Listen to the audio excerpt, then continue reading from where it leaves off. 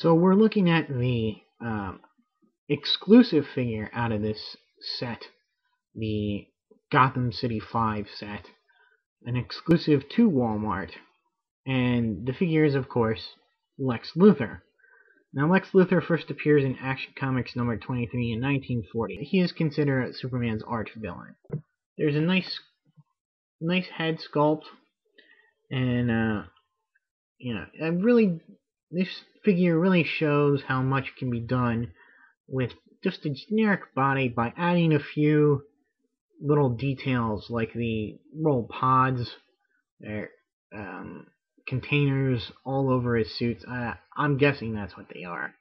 And the containers on this separate piece bandolier, and of course this high collar. Fans of the Super Friends and Superpowers TV series will of course recognize this costume. It's a fairly iconic costume in the very popular among supervillains. This color scheme, many villains that seem to enjoy this aesthetic. Even in DC, you don't have to go very far. I mean, just look at the Joker. And I invite all of you to comment on other villains, DC or Marvel, that have a green and purple color scheme in the comments below. He has a standard DC Universe articulation, head, very nice ball joint. Looks up and down, side to side.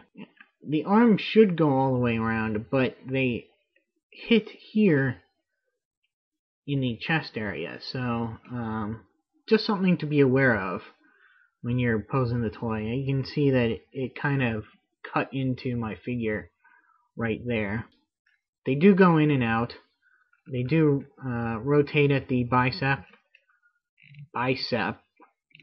bend at the elbow, and rotate at the wrist. It's got abdominal joint, waist joint, legs go forward and back, in and out, rotate at the thigh, bend at the knee, bend at the ankle. Yeah, so glad to get this, to sort of finally get the leader of the Legion of Doom. Now we pretty much only need a Scarecrow and a Toyman to sort of finish off that little subset, if you will. Unfortunately, he does not come with any accessories. It would have been nice to have some sort of gun or device that he could use. Maybe even just like a chunk of kryptonite, but I guess he'll just have to borrow that from the power suit version of himself. I'm looking for the 2-pack with Supergirl and Lex Luthor in the power suit. Interesting to note that Lex Luthor did have red hair to start with, a full head of red hair, but was given a bald head due to an error by an artist on the newspaper strips in the early 40s. From then on, he was portrayed as bald-headed. There was a retcon, probably one of the first retcons, I believe, in 1960 somewhere. Probably Adventure Comics. It's in the Adventure Comics, dealing with the Superboy story and linking Lex Luthor and Superboy, or Superman as Superboy, growing up in Smallville and actually being the best of friends for a little bit until Lex Luthor, who's working on a cure for the kryptonite poisoning of Superboy, is has some other project in his lab, and that actually starts a fire. And Superboy, of course, just wanting to help, uses his super breath to put out the fire, and unfortunately blows chemicals onto Lex Luthor's head, which causes him to lose all his hair, his nice red hair. Lex Luthor becomes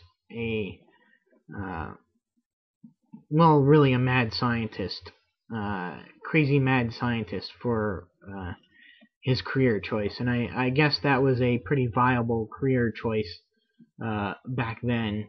In the late 50s and early 60s, mad scientists seemed to be all the rage in the comics. Lex really blamed Superboy for him losing his hair. Thought he did it on purpose because he was jealous of Lex's intellect. Yeah, so and then he remained that way pretty much until the Crisis on Infinite Earths, where all the previous Earths and continuity was all rewritten into a new modern context, if you will.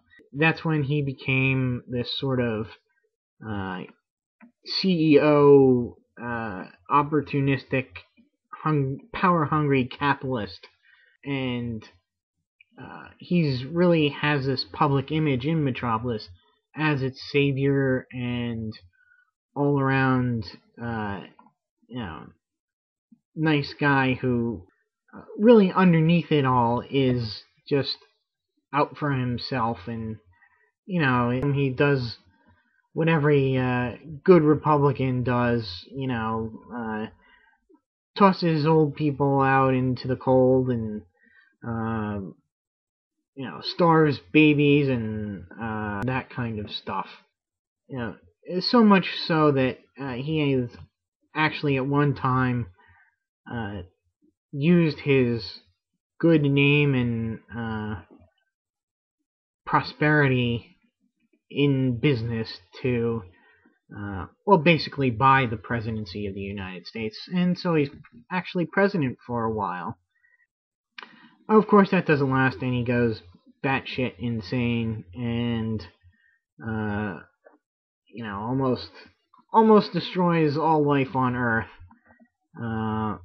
trying to destroy Superman. Then it returned to this sort of mad scientist persona, and but he's gotten better since then, and now is kind of in between the two. Still has the ambitions of a wealthy industrialist, capitalist pig, and bizarre moral scope of a mad scientist. He's great figure. Again, as of now, you can't find him anywhere else except in this 5-pack. Now, I'm sure that's not going to be the case down the road. I'm sure we'll see him somewhere else, but for now, that's the only place you can get him. Yet, do I recommend the set to just get him? Yeah, I kind of do. I mean, at least if you don't have the Catwoman, the previous Catwoman, and the previous Two-Face. And, I mean, even then, there's still qualities of both those figures that wouldn't prevent me from buying this set if I already had them. I think that'll be it for now, and until my next review, see ya.